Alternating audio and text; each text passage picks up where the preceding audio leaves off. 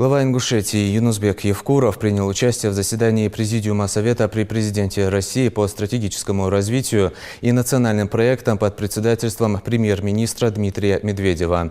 На совещании, прошедшем в режиме видеоконференции, были рассмотрены итоги разработки национальных проектов в 2018 году и планы их реализации в 2019 году. Премьер-министр отметил, что в президентском указе были поставлены новые задачи, определены цели развития экономики, социальной сферы. Ключевыми инструментами работы являются 12 национальных проектов и комплексный план модернизации и расширения магистральной инфраструктуры.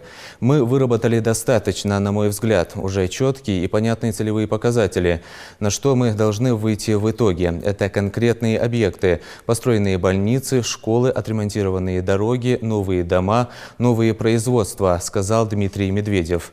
Премьер-министр отметил, что в ближайшие 3 года финансирование национальных проектов составит более 5 триллионов рублей, что больше, чем планировалось. Республика Ингушетия принимает участие в 46 из 67 федеральных проектах, представленных в составе 12 национальных проектов.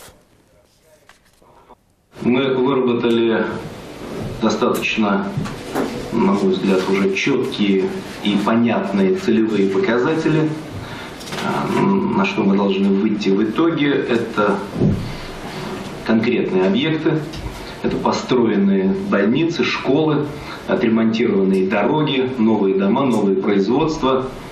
Ну а в тех случаях, когда речь идет о вопросах социальной жизни и такой социальной инфраструктуры, это, безусловно, качество образования, здравоохранения, сама по себе городская инфраструктура, экология, то есть то, с чем соприкасается каждый человек.